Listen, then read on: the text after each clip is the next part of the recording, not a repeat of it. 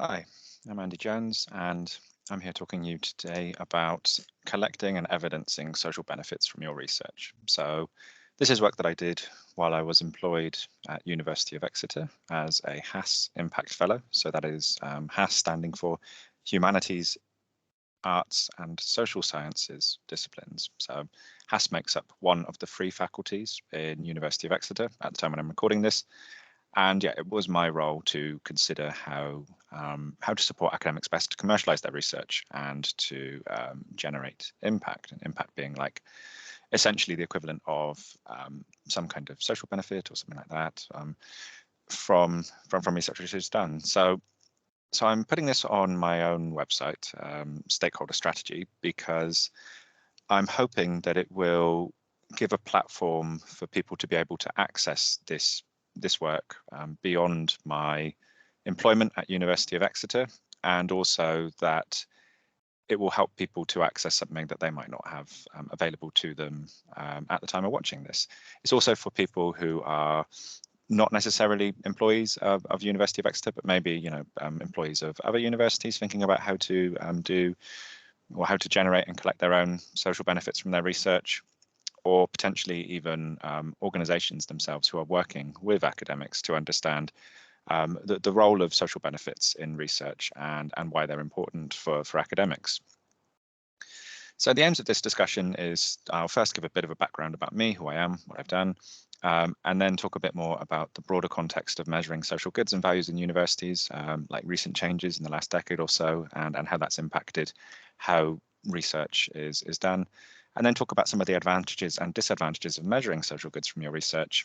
And I'll finish just by giving you some tips about how you might want to consider measuring social goods, given some developments in some developments that have happened in the last couple of months, basically. So this is kind of aimed at an audience which is watching in mid 2022. It might be that the stuff which I suggest here is less or more relevant given how things change. I mean, who knows? So I'm an academic by training. I originally trained as a philosopher, and then I moved into a research project in theology and religion as a postdoctoral researcher, investigating the relationship between science and nature.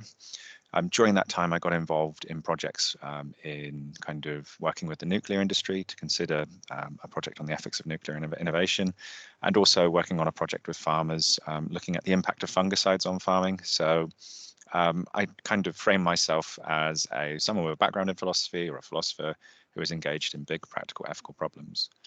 I have 4 years experience working on industry engaged projects, so there are 2 examples of them. And I've supported commercialization of research for academics since March 2022. So I'm kind of been an impact fellow, helping support academics to consider other research opportunities from that time. So yeah, I have firsthand experience of some of the drivers and barriers that come from engagement between academic partners and industry partners. And I also know about how this varies across different career stages and disciplines.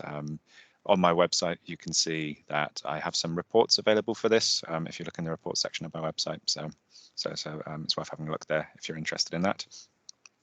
I recently had a book published, kind of early 2023, looking at how Kant matters for biology. So it was looking at kind of Kant's influence on the development of biology. Kant is a philosopher, German philosopher, writing in the kind of 1800s, 1700s, and early 1800s. And I look at how his work is important for issues in contemporary philosophy of biology, specifically like a critique of this assumption of naturalism in biology. So the idea is that a lot of biologists think that we just engage with nature directly through biology, and our concepts have no impact on that. But I look at what this means for the role of values in science more generally, and you'll see that from the stuff that I do here, kind of the role of values in research is something that it transitions across both my academic work and my more kind of professional services work and my kind of interest in building commercial opportunities. So like I said, some of the other projects I've been engaged in are to do with the ethics of nuclear innovation, or also looking at kind of farming and the impact of farming and fungicides on kind of local rivers. Or more recently, I've been looking at stuff about increasing alternative opportunities for commercialization within HASS, and worked closely with the KTP team, which is a knowledge transfer partnership team, to explore how to build the the Humanities, Arts and Social Sciences portfolio in University of Exeter in the early part of 2023. You can see some videos about that below this video, so on the same page if you're interested. So to move on to something about how kind of management has impacted the culture of universities in the past kind of 10 or 15 years, it's worth looking at an article called Management Control and the Everyday Academic. This was written by some colleagues at the University of Exeter, so John Burns and Stefan Jolland.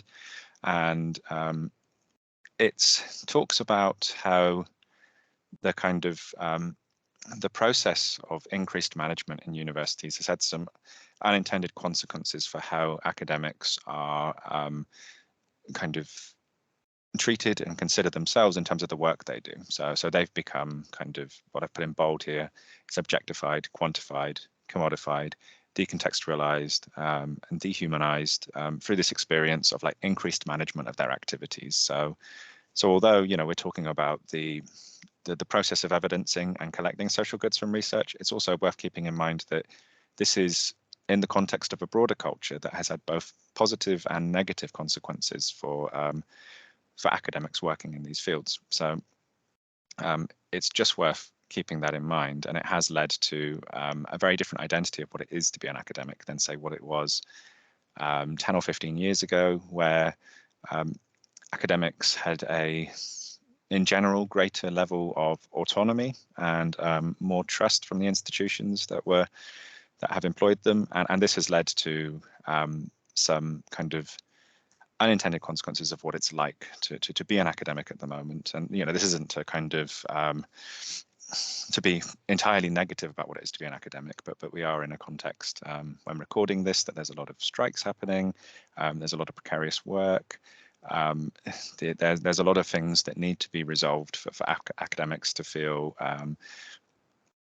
kind of appropriately valued for the work that they do, and we've got to be sympathetic with that, but also take note that these changes are happening and that there are ways to for academics to lean into them in a way that actually improves their kind of research and their outputs. So that's what I'm focusing on here.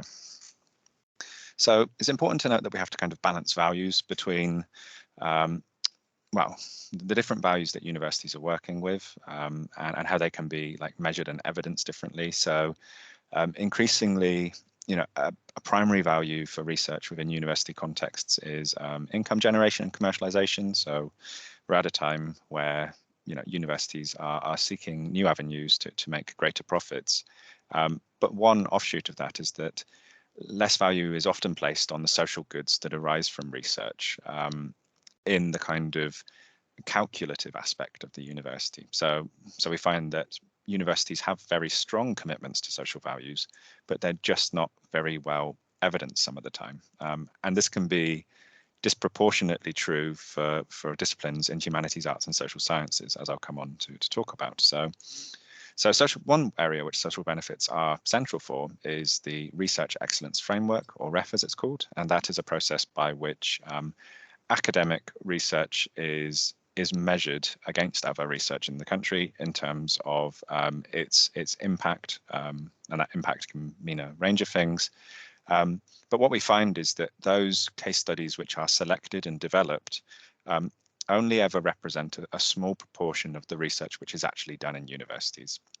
So it tends to be the case that research projects which have a very good track record of being very socially engaged are the ones that are selected as a representation of that department for the REF, and those are the ones that may be the best examples for, say, producing REF case studies, which then in turn leads to income generation for the university. So, but what this means is that a lot of other research never gets really considered for the REF, or considered in terms of its social benefit at all. And the problem is that there's just not enough capacity in the evidencing and capturing of impact and other social goods with our research partners to be able to do this, right? So we can't kind of say, well, what we need is professional services or research services to just come and offer the same level of support that they do for REF case studies for every research project, because it's just not practical. It couldn't be. It would cost a lot of money, and it would it just wouldn't be practical for that amount of resources to be allocated to all research projects. So to give you an idea of some of the social goods that do frame the research that happens specifically at University of Exeter, we had a restructure last year, and following that there was a kind of restructure of our values as well. And the three values that the university aligned to were the climate emergency and the ecological crisis, human health and well-being, and creating a fair, socially just and inclusive society. Now, the issue, it's not really an issue, but the thing that we're dealing with here is that on the one side, these are very important values. They reflect values that other organizations might have. They're specific to the time and the challenges that we face, but you'll find similar values in most organizations, about justice, health, and climate and ecology. And it's about kind of balancing the importance of those values with the capacity for profitability and income generation, right? We can't go all the way down the values route because then we won't make enough money to sustain ourselves in the future. So we have to have both, basically.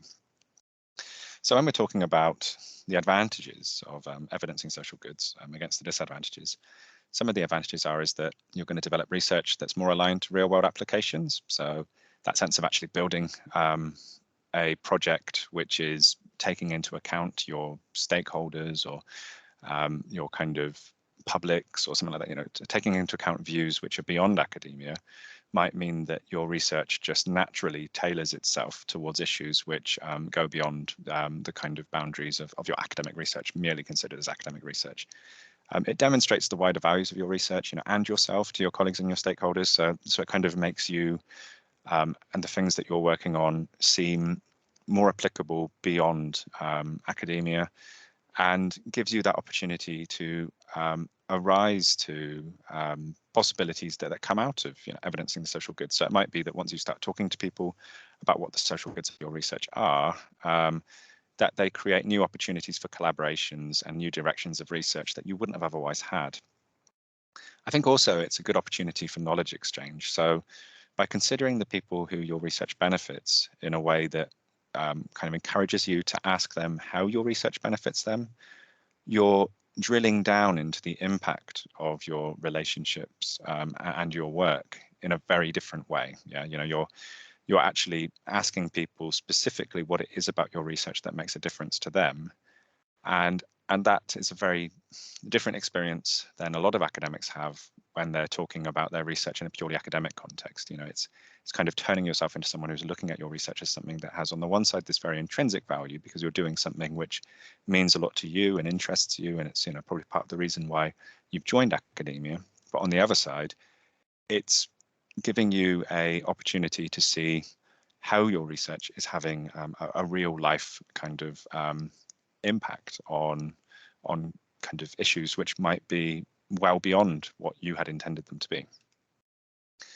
So disadvantages are, it sounds very good that you have these advantages, but also there's important disadvantages which we need to take account of, and that is it takes time to accurately capture and generate evidence of your social goods from your research.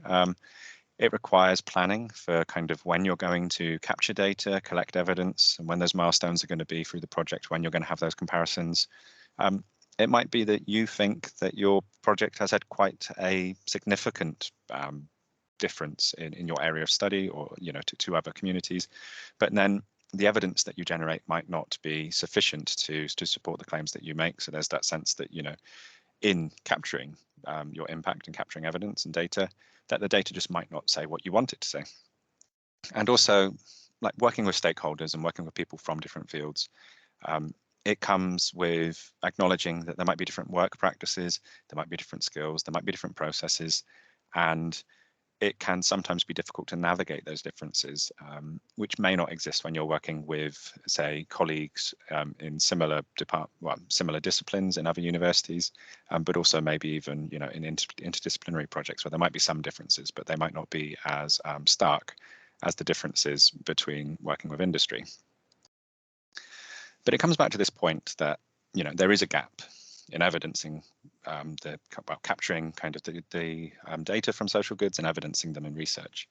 And that gap, it's not practical to think that it could be filled by professional services or support services alone. So what kind of has to happen is that, or what would be beneficial for happening is that if we can develop these very kind of straightforward tips which are not very time consuming for how you might collect some data from the social goods of your research, and how you can kind of autonomize that and bring it into your own planned activities for a project in a way that isn't super time consuming for you, right? Because that's the thing, is that we don't want all that data to just like not be collected. It's not good for you.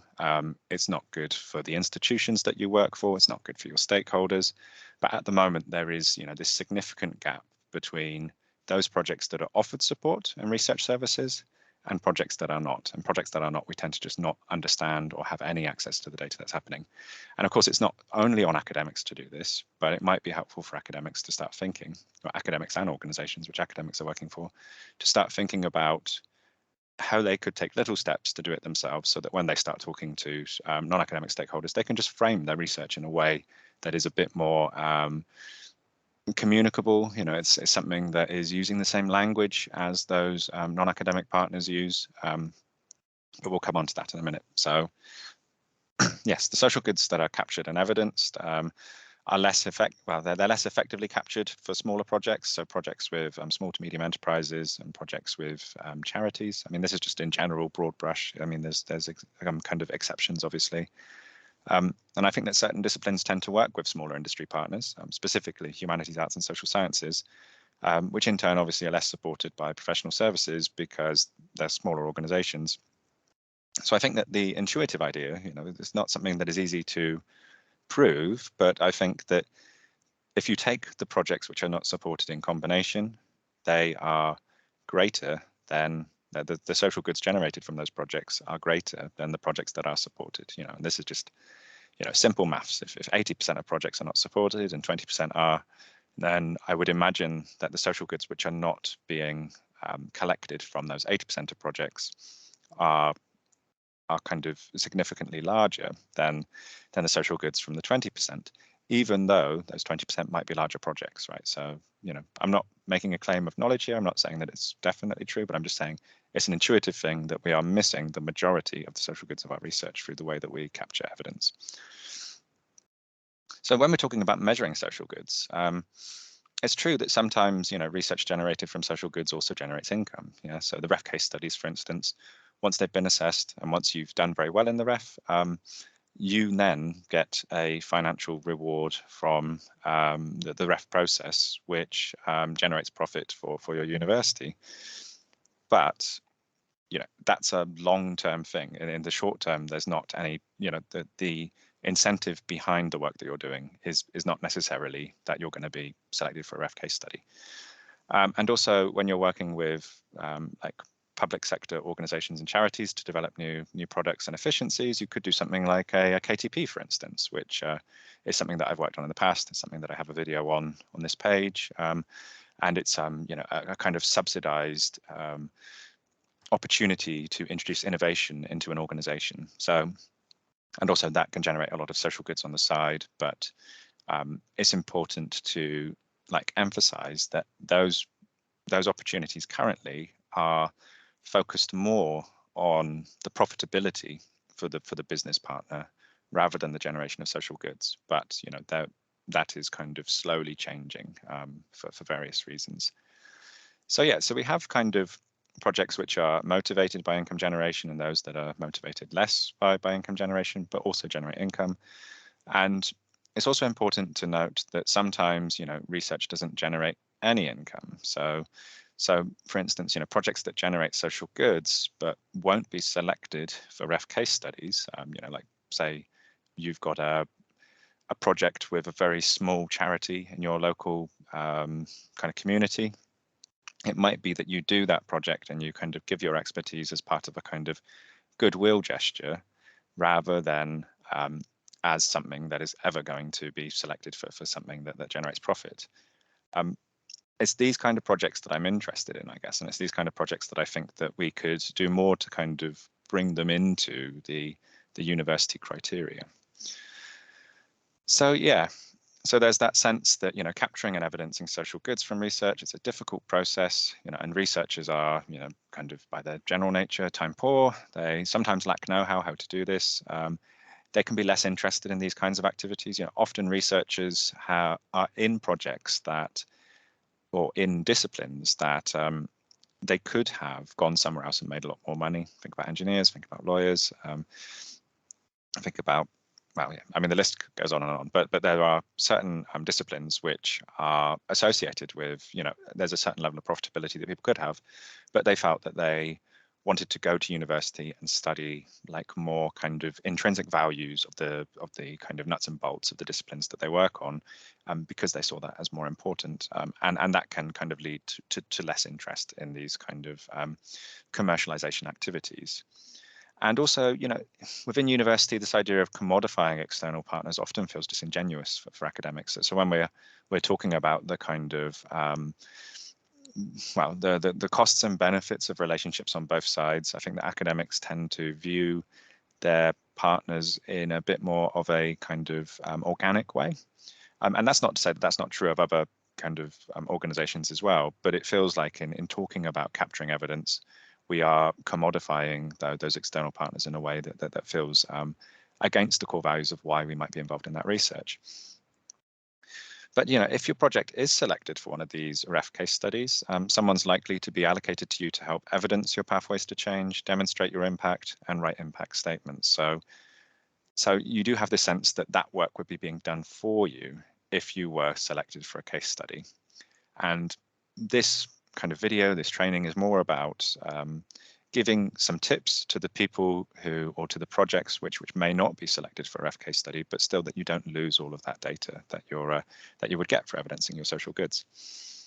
So, the concern is that if your research doesn't make the count, and this is a philosophy background called Alain Badiou, and he has this idea of the count as one. And the sense is that, there's literally parts of society that don't really get counted in certain ways, or well, any kind of data set. There's just things that don't get counted, and it's almost like those things don't exist. And in a sense, it's like if your research isn't counted or acknowledged by the university that you work in terms of its social goods, then why have you invested the time in doing it in the first place? And I think it's important that we take some of those activities of measuring our impact and kind of take control of them ourselves as researchers. So I've not been able to find an all-encompassing strategy for evidencing social goods. I mean, in the kind of work that I do, I think that there's a tendency to try to overcomplicate things. There's a sense in which the best way in which you could empower someone to engage in their own kind of autonomous collection of social goods is to make something so simple that they can understand it in 5 minutes. And if you've looked at my like stakeholder mapping stuff as well, which is on this page, very similar thing is that it's about giving someone an idea which is digestible and understandable in 5 minutes, and you don't have to go and read anything else or learn anything else. It should just be kind of intuitive and straightforward. So strategy needs to be user-friendly, understood by stakeholders, time efficient, transferable, updatable, quantifiable, like these kind of things. That's what I think it needs to be. I mean, that's what academics need from this, and that's what kind of our partners need from this as well. So one thing which I think we should be focusing on is the Times Higher Education, which has recently been it's recently been a kind of published in collaboration with Elsevier, and it's a way of opening the door for understanding and appreciating the kind of role of impact in the academic research that we're doing. So what they do in this report is they kind of overlay all of the research done in universities onto the Sustainable Development Goals by the UN. There's 17 of them, you can see them here.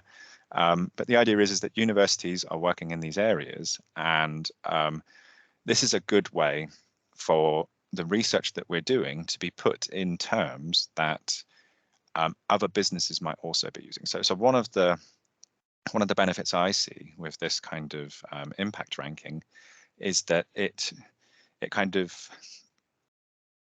gives an opportunity for us to put the outputs of our research into a language which is shared by our non-academic partners, by our industry partners, because many of them will also be considering the Sustainable Development Goals as ways of framing their activities, right? So one of the problems we have in academia generally is that the language we use, even words like impact, for instance, or it's it's an alienating term when you're not in an academic setting. People don't know what it means.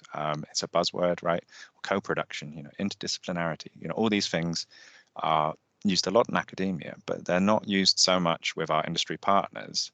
Whereas the Sustainable Development Goals are kind of like accelerating a bit in terms of the way that they're adopted by other partners as well, and people are buying into them and becoming advocates of these Sustainable Development Goals. So I think there's also a slight kind of caution towards the impact rankings as they were done by the Times Higher Education. That's not to say they're bad or anything like that. Exeter, as it happens, did very well. It came 18th globally and came first in the UK, from what I understand. But I do think that when we figure out how this data was generated, we still say, well, maybe there's a way that we can do it differently as individuals, right? So there were 3 categories for the metrics which the Sustainable Development Goals were measured against. And one was research, which was derived by data supplied by Elsevier. And it's supplemented, was by additional publications identified by artificial intelligence. I don't really know, what the process was, but there's some kind of AI model going on in the back. And they were using a 5-year window between 2017 and 2021. And then there were metrics measuring like contributions to impact that vary. So like the number of graduates on a health-related degree. So this was a kind of thing which they would look at the size of specific departments within universities relative to their overall size of the university, and see how much they're essentially contributing to a certain like output. And so if you had a big health department in quite a small university, then you would do well against those Sustainable Development Goals which are related to health. And then finally, there was this time frame kind of condition. So yes, it was about data being used to refer to the closest academic year to January 2021 or January to December 2021. But if you want to learn a bit more about the methodology, there's a link there. I think it's just that sense that the data was still collected in a very kind of quantitative way, and it didn't really speak much to the kind of broader social impacts of research. And given the kind of scope of what they were doing and the fact that it was a global assessment means that it would be very hard for them to kind of focus on one single model of kind of impacts, which was representative of all the different kinds of impacts that could be generated in different cultures. So ways generally of evidencing social goods are surveys, event feedback, and milestones, which you can justify why they're there for following up with people. Mailing lists can be quite good.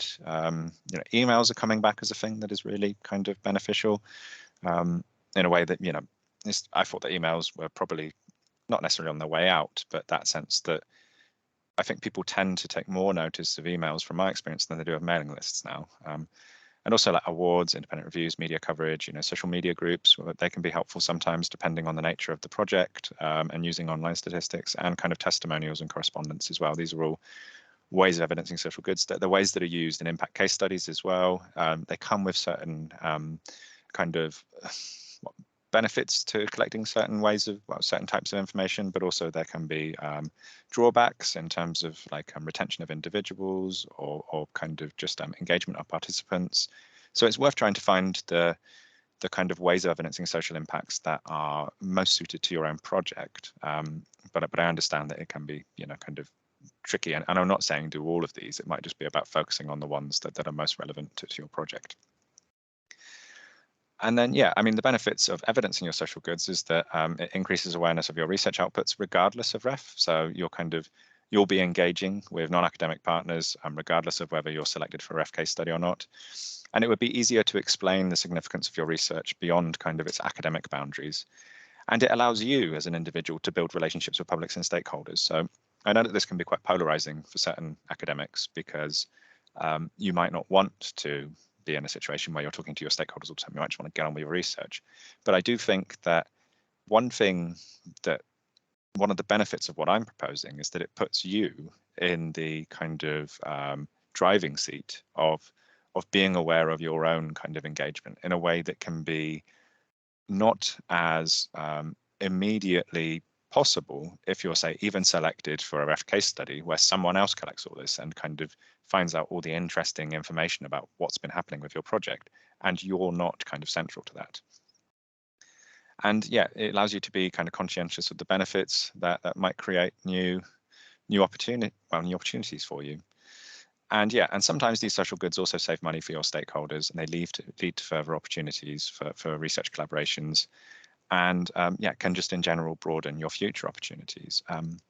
So, and what kind of remains from this? Just a couple more slides. And if you see the kind of activity sheet that I have along this, which is available on this webpage, if you're looking at it through my website, it's this sense of just giving you a tip of how you can narrate the social benefits of your research for people, for publics and for stakeholders. So you could just say, our research contributes to, and then you just insert the relevant sustainable development goal, and then you explain the following ways in which it's relevant to that. Yeah, so in the way in which it contributes to that. And then you can say that your research is responsible for or has contributed to that sustainable development goal in the following ways. And you can talk about the data that you've collected to support your claim that you have made a difference in a particular sustainable development goal. And then in narrating your future aims, you just shift it to kind of future tense language. Yeah, so it'll be, you will engage with this sustainable development goal in the following ways. And you'll be responsible for introducing these changes, which you're going to evidence by, this way. For instance, you're going to select something, a survey, or well, it could be anything, right? It's just anything that justifies the change that you're making. And then I think that also, if you're talking to industry partners in a future tense sense, you could go as far as saying, by working in collaboration with whatever industry partner it is, you will be able to help increase, your joint contribution to sustainable development goal, whatever it is, which will lead to further benefits for the organization as well. So it might be worth outlining that, just as a sense of getting buy-in from them for the kind of work that you want to be involved in. Okay, so there's my references, and that is just a few kind of links to the Sustainable Development Goals for the UN, about impact more generally, this website, Fast Track Impact, and also the article that I mentioned at the beginning about management control for the everyday academic. And that's the end of this talk on evidencing social goods. Thank you for listening. If you have any questions, you always feel free to reach out to me on Twitter, LinkedIn, anything like that. But yeah, I mean, this is just a resource to help people to start thinking about how to evidence social goods differently. Okay, thank you for your time.